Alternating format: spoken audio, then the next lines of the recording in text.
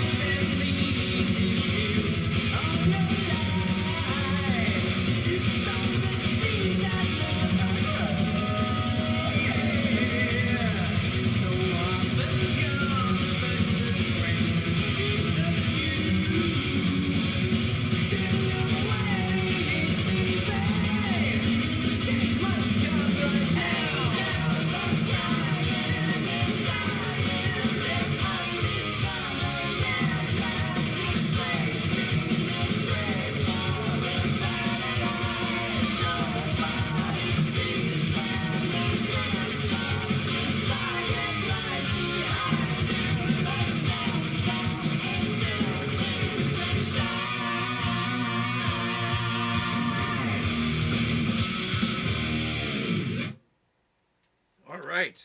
Wow. Wow, wow, wow, wow, wow. I don't know if I'm just getting used to Angra or or or what, but I'm telling you, I'm starting to like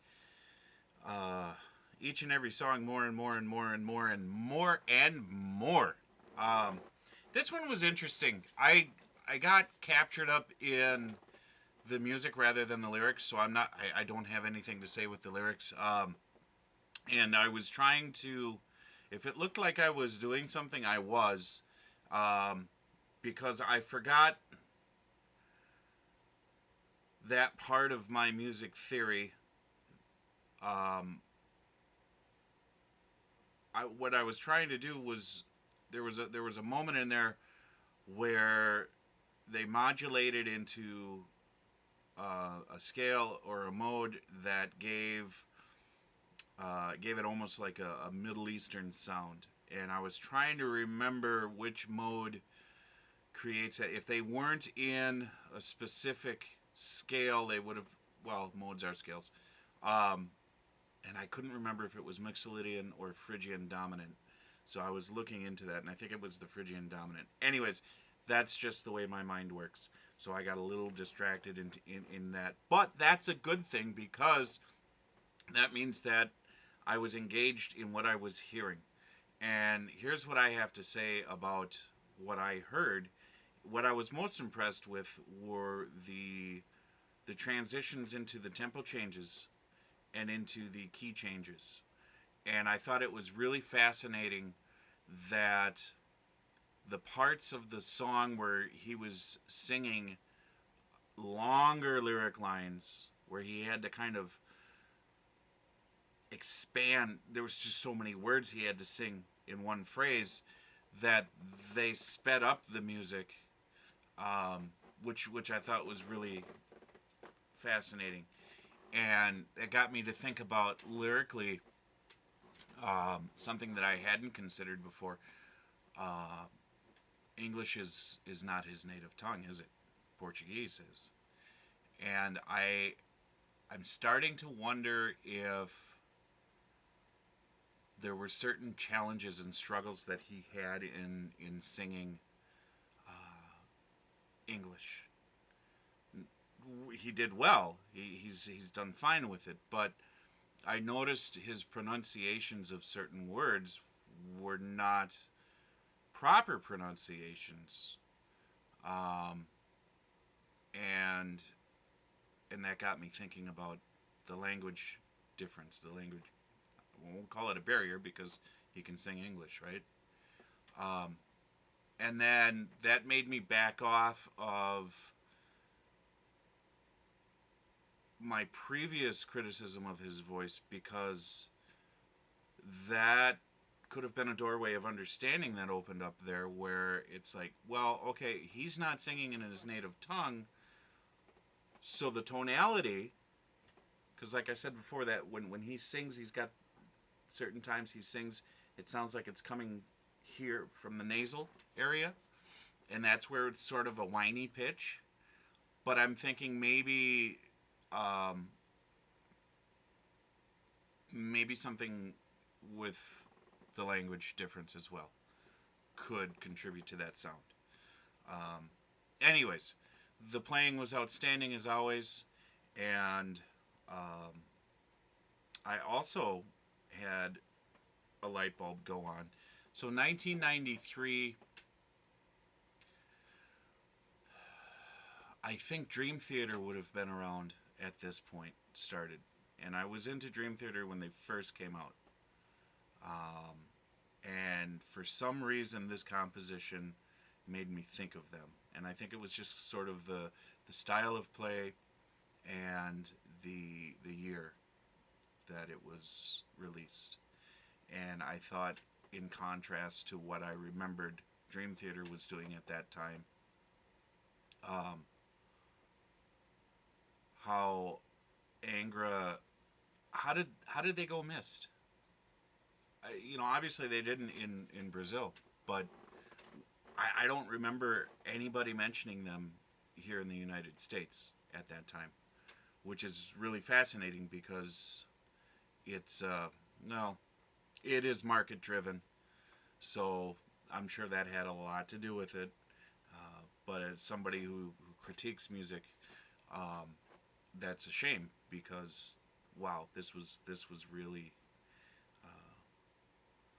really good stuff for the time, most definitely, and to a certain degree, it's timeless.